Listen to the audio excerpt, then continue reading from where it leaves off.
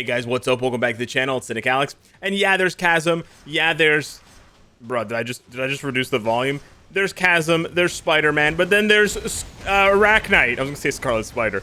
There's Arachknight, baby. So we're covering Arachknight 2099 in this goofy review.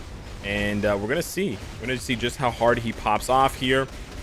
He's a pretty interesting character despite having so much in common with Spider-Man and these other Spider-Verse characters. And I think he will end up getting overshadowed overall by Chasm and Spider-Man just because one of them is a villain and one of them can go to tier 4. But I do think that he has, I do think he has this place in the game, and I want to give him his fair review. So first off, I want to highlight that I actually forgot his leadership got changed to the point where it's actually better than using, for example, Wave. Like, it's categorically better than that. So if you're going to make the same mistake as I did, don't. And use his own leadership because it's a baseline of 45% increase attack. So you can actually easily use him with double support, which is really clutch. Because then, yeah, you get to use double support, which is really, really good. And his own leadership, basically just doubles as a buff for him. Now, what you're going to see as far as my rotation goes, if you're paying attention to the movements that my character is doing, I'm alternating between these two different procs. One of them is a 5 delay cancel 3 delay cancel 4. That one is less consistent but more damage. And then the other one that I do is a 5 delay cancel 3 cancel 4, where I don't delay the 3 and I instantly cancel the 3 into the 4. And I do that one for more consistency. And here, when I know Null is going to iframe, I pass my damage proc on 4 over to 6. It isn't really more damage, but it just allows me to deal damage because Arachknight doesn't have any iframe ignore, which is kind of frustrating because a lot of Spider-Verse characters have iframe ignore now. And so I really wish they had given him iframe ignore. That's probably one of my only pet peeves about the character, because he, he would be useful in some way for something like Alliance Conquest if he had iframe ignore. And without it, he's sort of left without it, more or less. But the rest of the buffs on his skills are very good. He has 7 seconds of invincibility on his 5th skill, which is really important when you consider that Chasm gets guard broken a lot. That's basically never going to happen to Spider-Man 2099 the way that it does to Scarlet Spider. It also means you don't have to give him a Mighty Destruction to cover up that quote-unquote weakness. He also has a long immunity, which means you're not going to get debuffed and have your buffs removed as frequently as you will with some other characters. Like, I can stand in that Null attack where he sends out all those tentacles and debuffs you because it's not going to debuff me because I have the immunity up. Here again, we're going to do the iframe ignore. We're going to prioritize 6 because it's the only one with iframe ignore. Otherwise, you can delay cancel 6 when you see those portals appear. This is a tight run for sure. It's tough, but this is also the highest stage of Null I think he can reasonably do. So we're trying this out to showcase not his best build, but what I think is an impressive mix of build. I procced early, that's a bummer. An impressive mix of build and gameplay. So there we go. I kind of want to proc. I was like really late in deciding whether I wanted to proc or not. That was just a waste of an awaken. That was dumb. That was basically dumb on my part. But he's doing this with a 180 proc obelisk. I'll sort of spoil the surprise there, which I think is impressive. And you'll see as well on stage 50 of Mephisto, it is impressive, especially for speed heroes, right? Speed male heroes. But the reason why we're rotating in these different procs is because of the consistency. And I don't want to spend too much time talking about it, but basically the consistency is important because sometimes you can get a perfect run with all of your procs nailed, and sometimes you don't. So I'd rather highlight a character in a way that has a more consistent proc on average and has a slower clear time than the opposite, where you have a character that, or you have a situation. Am I going to be able to press 5 before he gets guard broken? No. All right, but we can. Oh, we're too far away to cancel out a 3, which is giga annoying. He did tank really well, though. That was a good showcase of his tankiness. God damn. So, oh, wow. If you let the... That's super annoying. If you let the 3 swing out, you can't cancel it. you can't cancel it into 4. So I think we're actually going to miss this by just a little bit. Yeah, we're going to miss this by basically the rotation. Yeah. So that is something to keep in mind. I actually didn't know that. I haven't had that happen. If you don't cancel 3 fast enough, he swings too far, at least in this situation versus Nell.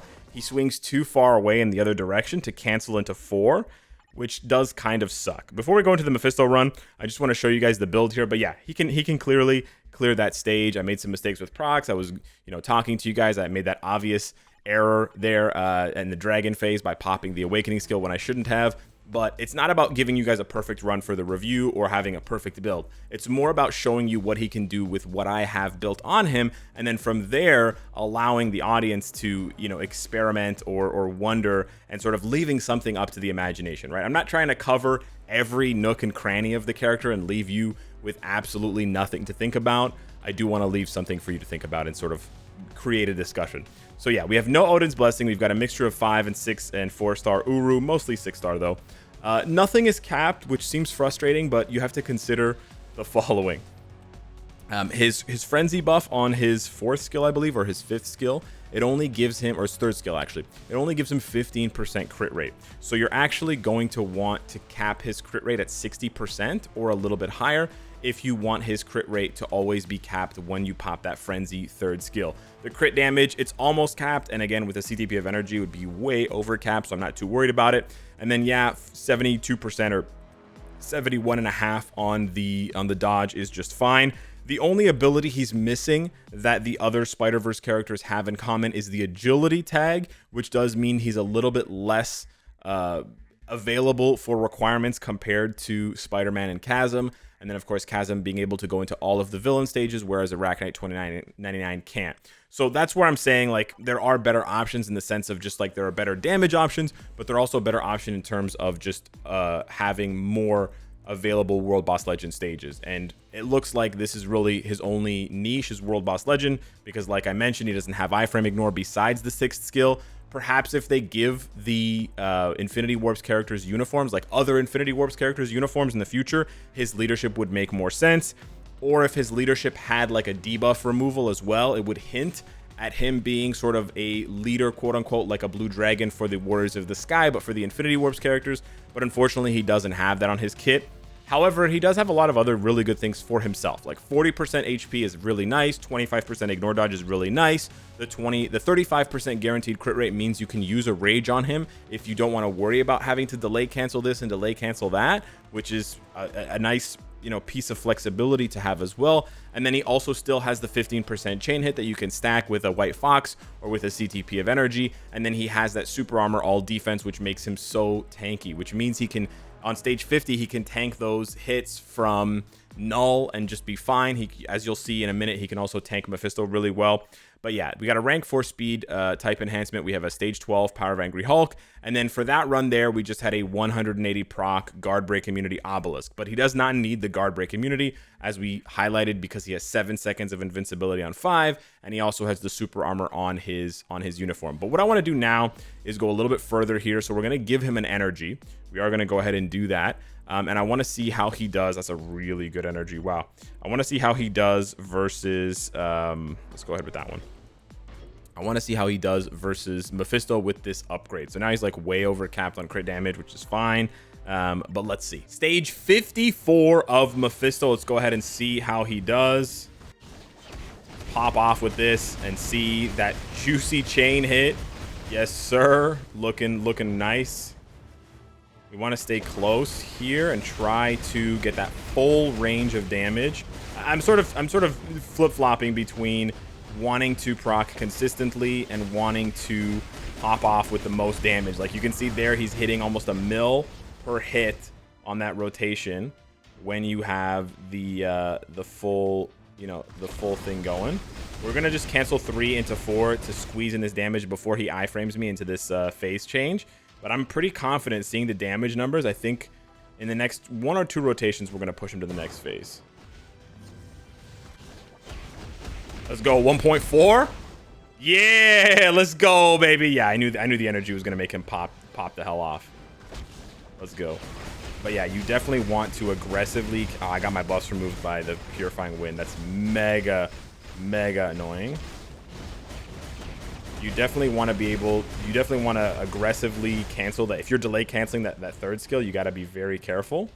Because if he swings too much, you're gone.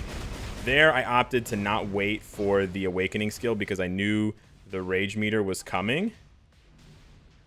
But this is going pretty well. 54 is not bad. We don't have that many good, you know, speed heroes. I always cancel 3 into 4 when I do the Awakening skill as well. For those of you guys wondering why I never delay cancel it, it's because I don't want to miss. You can also, oh nice, he uses the 4th on co-op.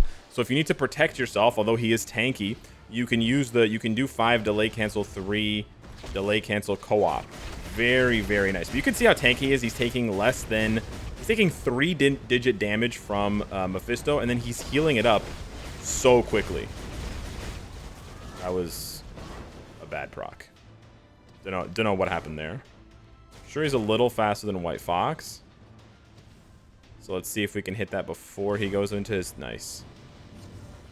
But yeah, I never want to miss this proc because it has the 6th skill as well. I don't want to miss it and lose a ton of damage, so that's why I would rather delay cancel on the other rotations and then not delay cancel when it's delay cancel 6. With more practice, you could definitely delay cancel 3 when you do 6 as well. But I'm not quite there yet. I haven't had days. Well, I have had days, but I've been busy with other things. I haven't been practicing with Arachknight. Trying to get Spidey's potential is a one-man job, you know?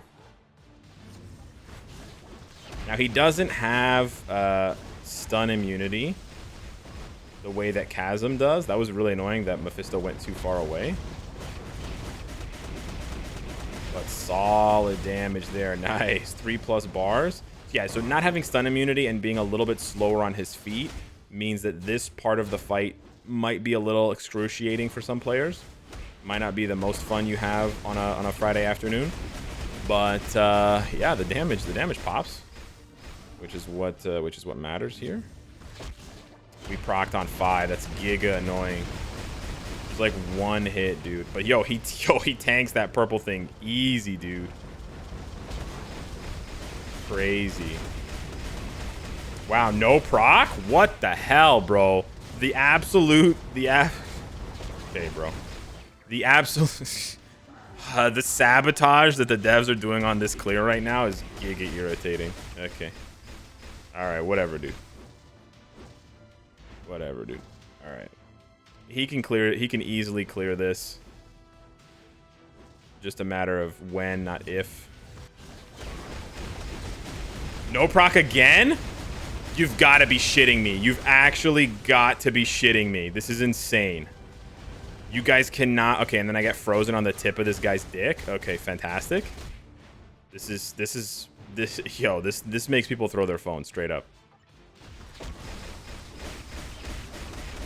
Yeah, there we go. There's the proc. And we get debuffed. No, we didn't get debuffed, actually. Okay, we're going to push it here.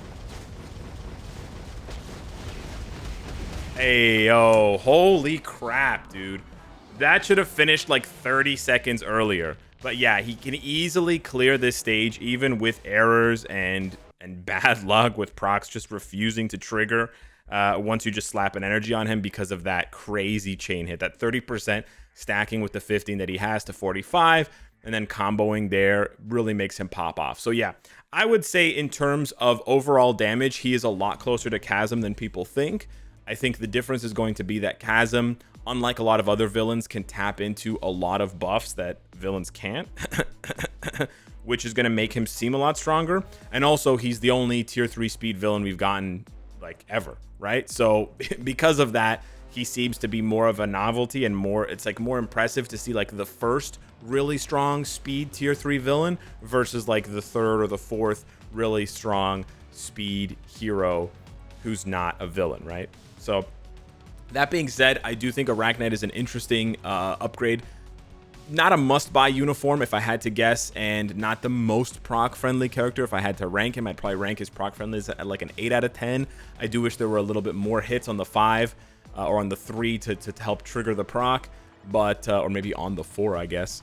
But still a solid character, a really good upgrade for him, and the possibility of there being more, considering he has the Infinity Warps lead that you can use for himself, but that you can also use for his allies if they were to ever get a uniform, or if we even got more Infinity Warps characters in the future, because they now all have that Infinity Warps tag. So yeah, that's the review for Arachknight. Hit me up in the comments down below. Let me know what you think. Sorry that this was so delayed. I was having troubles recording, but yeah, smash the like button, and I'll see you in the next one. Take care.